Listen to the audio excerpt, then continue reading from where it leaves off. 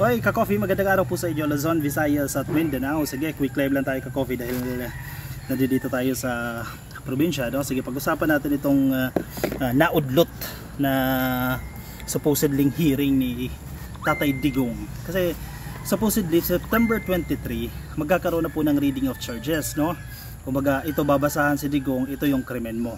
So, sa madaling sabi, ito po yung kauna-unahang pagkakataon na makikita na natin si Tatay Digong, yung tatay ninyo, di ba? Makikita natin kumusta siya. Kasi kung inyong matatandaan, the first moment na ipinakita siya sa publiko, nauutal na ito, di ba? Hirap na itong magsalita. Pero itong September 23, more or less, nag-deteriorate yung kanyang kalusugan. Kasi matanda na 80 na di ba? So ang ina-expect natin, physically, kung nautal siya noon, baka mas madoble yung pagiging utal niya. Or yung katawan niya, kung medyo malakas pa siya noon, mas payat na siya ngayon. Total, ang description naman ng kanyang mga kamag-anak dyan, butot balat na yan. So yan ang expectation natin. Pero, inaasahan din natin, they will still push through with the hearing. Magtutuloy-tuloy ang hearing. Ang problema, ito, makakalimutin na raw. Ulyanin na. Pero parang, ang bilis naman maging ulyanin. Di ba? A matter of 3 months, naging makakalimutin ka na kagad. Kayo, tingin niyo, totoo yung sinasabi ni Kaufman? Yan po ang dahilan kung bakit po na postpone indefinitely. Ibig sabihin, wala pa pong petsang nasiset kung kailan ulit pagpuproceed yung hearing na yan. Kung yung reason ay yung pagiging ulyanin niya, kasi makaka-apekto daw po yan sa pagdinig, at kinatigan naman po yan ng judges. So, paano yun? Babalik pa ba sa dati yun? Kung yun yung reason, kung justified yung pagiging ulyanin niya, more or less, habang buhay na siya ulyanin, hindi na yung babalik. Nagigit siya yung point ka-coffee. At kung hindi nababalik yung dati niyang memory, which is imposible na nga talaga, wala nang hearing na magaganap. Does it make sense? Yun sa tingin ko ang mangyayari. So wala na tayong aasahan na hearing na magaganap diyan sa ICC. Kaya nga, inconsistent yan sa panawagan ni Kaufman. Kasi si Kaufman umapila umaapila siya sa administrasyon ni PBBM na iuwi na raw si Tatay Digong at dito daw po litisin sa Pilipinas. Pero anong kaibahan ng korte sa Pilipinas at ang korte sa ICC? Kung ang ICC hindi siya lilitisin o kung ang ICC hindi magsasagawa ng proceedings dahil may mentally incapacity o mentally incapacitated na itong si Digong, the same way dito sa Pilipinas.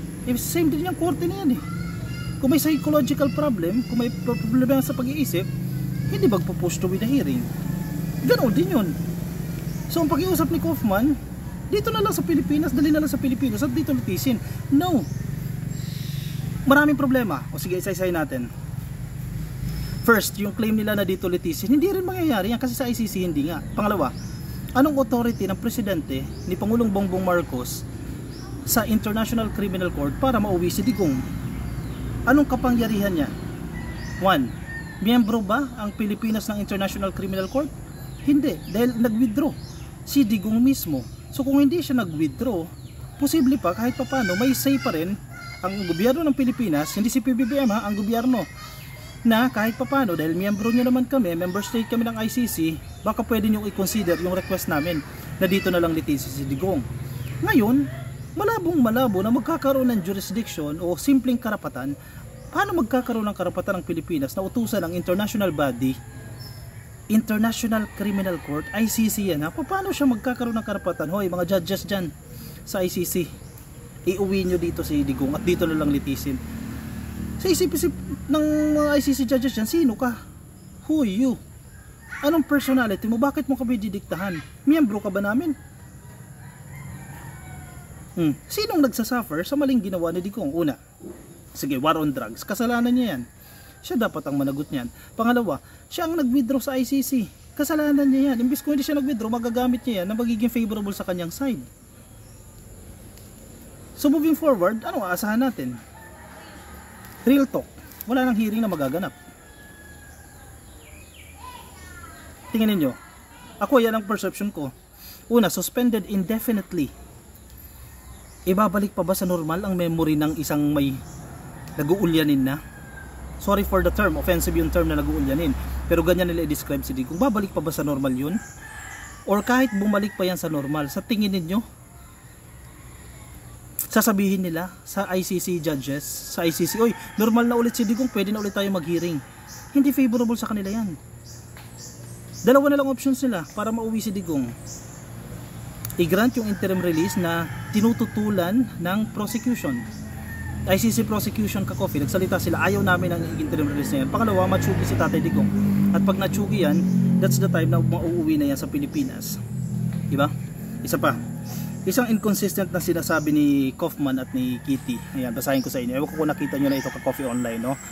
Magkaiba kasi yung statement ni Kaufman at ni Kitty. Posible kasing sinungaling itong si Kaufman eh. Posibleng gumagawa ito ng kwento kasi abogado eh, di ba? Syempre para pabor sa kanyang client. So gagawa siya ng kwento para maawa ang Pilipinas. Sumulat ang gobyerno ng Pilipinas sa ICC na magkaroon ng humanitarian consideration. Yan yung route na gusto nilang tahakin eh. Di ba? Doon na lang tayo. Magpatulong tayo sa gobyerno ng Pilipinas na umapila kahit hindi miyembro, no? Out of for the sake of humanitarian consideration ay uwi na si Tatay Digong. Anyway, sige. I-compare natin itong statement na to ni Kaufman at yung sinasabi dito ni Kitty. At kayo na po ang humusga dito ha. O, sige. Sabi ni Kaufman, Mr. Rodrigo Roa Duterte is not fit to stand trial as a result of cognitive impairment in multiple domains. So cognitive impairment, no? So hindi na siya nakakapag-isip ng tama. Which is ang sinasabi nga ng judges, kaya nag-grant yan, makakapekto sa kaso yan at hindi na alam kung ano yung decision niya at incapable si Digong to come up with informed decision. So pwedeng decision niya dahil wala siya sa tamang pag-iisip, parang hindi valid, no, or hindi informed, no, pwedeng mamaya babawiin niya yung statement. So baliwala lang yung proceeding. Siya naman yung side ng mga judges dyan. Sabi ni Kaufman, Mr. Duterte's condition will not improve and for this reason the pre-trial chamber must adjourn all legal proceedings in his case indefinitely. Nakuha niyo yung term? Yung binibigyan ng emphasis ni Kaufman dito, Mr. Duterte's condition will not improve. Sa Tagalog, hindi na bubuti pa. Ganyan yung linyahan na, hindi na bubuti pa yung kondisyon ni Digong, kaya't dapat i-postpone ng ICC indefinitely. Walang petsa kung kailan magre-resume yan. Sa madaling sabi, tanggapin nyo na yung katotohanan, walang hearing na magaganap dyan sa ICC.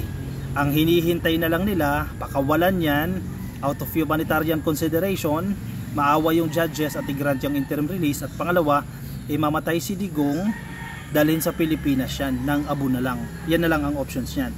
Anyway, inconsistent doon sa sinasabi ni Kitty.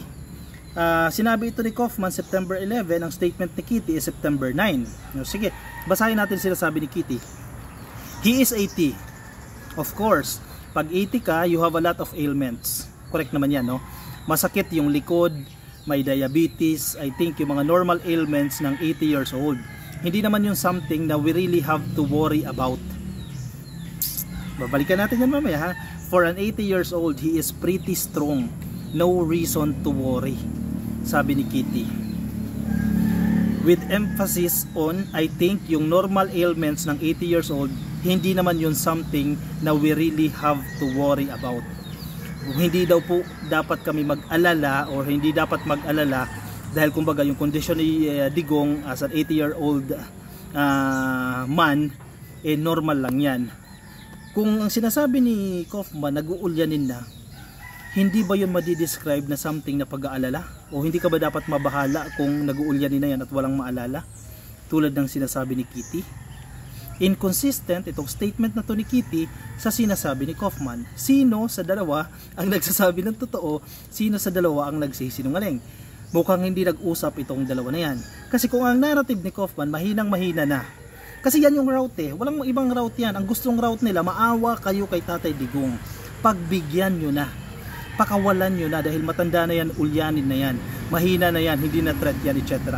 Yan yung route na gustong tahakin. Kumbaga yan yung narrative ni Kaufman. Ang problema, mukhang hindi kasama sa GC, itong si Kitty Duterte, kaya ganyan yung statement. Inconsistent doon sa sinasabi ni Kaufman. Sino paniniwalaan mo dyan sa dalawa? Diba? Nagsisinungaling na lang yan. Dumidiskarte na lang yan. Diba? O, sige. May mga sinasabi pa dito yung judges eh. Former President Rodrigo Duterte is unable to recall events. Ito ha. Hindi na raw po matandaan ni Digong ang mga events, mga pangyayari, places, timing, or even members of his close family. His defense lawyer Nicholas Kaufman has told the International Criminal Court in asking that all legal proceedings against him be adjourned indefinitely. Isa-isa, events. Ano yung mga events na hindi niya na maalala? Posible kasing selective memory lang yan eh. May mga bagay na naaalala si Tatay Digong, tatay nyo ha, yung may mga bagay na hindi. Ano yan? Tukhang, halimbawa.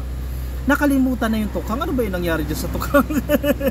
Kung totoong ano ha, nakakalimot na o baka gawa-gawa lang yan ni Kaufman. Ano na nangyari dyan sa tukhang? Oh, may inutos ba ako sa pulis na tsugiin ninyo yan? May inutos ba ako kay Labato na in-neutralize nyo yan? Diba? Wala akong ganyang inutos. Kung magpo-proceed yung hearing, wala nang matatandaan si Tatay Digong dyan. Lahat ay makakalimutan niya na. Events pa lang yan, mga pangyayari. Oh wait lang, naging mayor ba ako ng Davao? Diba? Wait, sinugi ba ako dyan sa ano? Sa Tukhang? O meron ba kaming reward system dyan sa Davao? Wala na akong matandaan dyan. Ano yung sinasabi nyo? So yun yung mga possibilities. O, timing. Kailan ginawa yan? Panahon ko ba yan? Ako ba yung presidente niyan? O 2016 ba yan to 2019? Wala akong matandaan dyan kung kailan nangyari yan. Timing, wala akong mapipigyan. O places, saan yan? Sa Davao ba yan? Sa Pilipinas ba nangyari yan tukhang na yan? O baka sa the Netherlands yan? Lalokohin lang tayo niyan. Kung totoo na nag-uulanin, wala kang mapipiga dyan. So maiintindihan mo yung judges. Huwag kayo magalit sa ICC judges, no? Kasi gagawin lang nila yung ano yung dapat. Tulad yan sinasabi ko sa inyo, kung pagiging fair naman, wala naman tayong question sa fairness ng ICC judges, no? It's just that hindi natin alam kung totoo itong sinasabi ng kampo ni Digong. Though at some point maniniwala ka kasi 80 years old din na, may mga kilala kang 80 years old na, di ba? Pero paano yung mga biktima? Walang mananagot? Di ba? O sana nga na kahit bayaran nyo man lang yung 30,000 na yan eh. Di ba? Para yung mga biktima ng martial law. Bayaran nyo man lang yung mga biktima ng tukhang. Kung 30,000 yan, napakarami naman pera ni Digong eh. Kahit papano, hindi mo man makamit yung hustisya, inabawasan yung sakit ng mga witness o sakit ng mga biktima o pamilya ng biktima. Hindi pwedeng ganun na lang yan. Parang kaso lang yan ni Diskaya eh. Gusto nyo i-absuelto si Diskaya, gusto nyo ipasok sa witness protection program, isaulay na muna yung billions of pesos na ninakaw niya. Ganun lang yun. The same way kay Digong. Gusto nyo i-absuelto si Digong, pero paano yung mga biktima? Paano yung kanilang mga kamag-anak? Ganun na lang yun. Kalimutan nyo na kasi ulyanin na. Diba? I hope na gigets nyo yung punto ko dyan. Kasi wala na tayong aasahan dyan.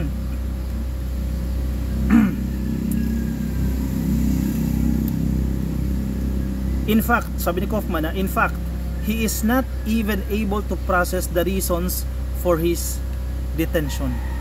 Yung mga bagay-bagay, hindi niya na maintindihan. Yung gusto sabihin dyan ni Kaufman, he is not even able to process the reasons for his detention. Bakit ako nakulong? Nakalimutan niya na may kasalanan siya. Yan ang mahirap. Pati yung kasalanan mo, nakalimutan mo na. Naging malinis ka. Ganun pala dapat ang style niyan. Maging makakalimutin ka na lang dyan. Sabi ni Kaufman, with his impaired memory and concomitant inability to retain new information or to recall events, places, timing, or even members of his close family and defense team, Mr. Duterte is unable to fully understand the nature and implications of the proceedings conducted against him. So nakalimutan na maging ang pamilya. O baka si Hanilet nakalimutan na, si Sarah nakalimutan na, o anak ba kita, si Hanilet, o asawa ba kita, hindi girlfriend ka lang, 15 kayo, at 13 kayo. Baka ganun yung gusto nila sabihin yan. And hindi niya rin daw naiintindihan yung implikasyon ng mga proceedings na ginagawa laban sa kanya. Implikasyon, ibig sabihin ano mangyayari kapag ganito yung nangyari, di ba? Ano yung posibleng resulta after the hearing, etc. Hindi na naiintindihan ni Digong yan. Hindi ko alam kung gawa-gawa lang to ni Kaufman, no? His deficient memory, ganyan yung description, no? Deficient memory also entails an inability to follow the litigation and to make informed decision. So hindi siya makakapag-desisyon ng tama. Consequently and crucially, Mr. Duterte is unable to contribute to his own defense, rendering his participation in the proceedings totally ineffective. Hindi na po may pagtatanggol ni Digong yung kanyang sarili. Kasi wala na itong makalimut, wala na itong maalala, nakalimutan niya na yung mga bagay-bagay. Siguro ko yung gusto niya lang kalimutan, no? So again, wala na tayong asahan. Sa mga biktima, pasensya na po kayo. Ako nahihingi ng pasensya sa inyo. Hanggang dyan na lang po yung hustisyang makamit ninyo. Kahit papaano ay nakatikim ng pagkakakulong si Digong dyan. Ilang buwan na yan? 3 buwan. O sige, hanggang mamatay na lang siya dyan or mag-grant yung interim release na yan. Hanggang dyan na lang po yung hustisyang makakamit ninyo. May plano ba ng pagbabayad sa inyo, reparation fee or kung ano man yan? Wala tayong nakikitang intensyon, wala tayong nakikita o wala tayong naririnig na pinag-uusapan na babayaran kayo ng danyo sa mga pagkitil sa buhay ng inyong mga kamag-anak. Hihintayin na lang po natin mabulok si Digong, mag-grant yung interim release o di kaya matsugi si Digong. Yan na lang po yung ating hihintayin. So pasensya na po kayo kung gusto nyong mahatulan, magkaroon ng verdict, wala na po kayong dapat asahan dyan. Sa akin lang yan ha, sana mali ako, diba? Pero I don't think na mali ako sa sitwasyon na yan. O sige, i-komento ang inyong opinion. Baka may iba kayong perspective, baka may iba kayong pananaw sa sitwasyon na yan. Ilagay dyan sa comment section para mabasa po yan ng iba nating mga ka-coffee. O pasensya na kayo sa aking background, no? Pero very natural, no? Nature, nasa probinsya tayo ngayon, no? So kaya ito po yung ating background. Anyway, ako yung pansamantala pong magpapaalam sa inyo. Maraming salamat po sa mga sumama. Yung mga nasa Facebook po at di pa po kayo naka-like and follow sa ating Facebook page, please like and follow. Yung mga nasa YouTube, huwag kakalimutan mag-subscribe. I-click lang po yung subscribe at yung mga nasa TikTok, i-click nyo na din po yung subscribe. Magkita-kita tayo ka-coffee sa aking susunod na videos. Paalam po sa inyo. Bye-bye.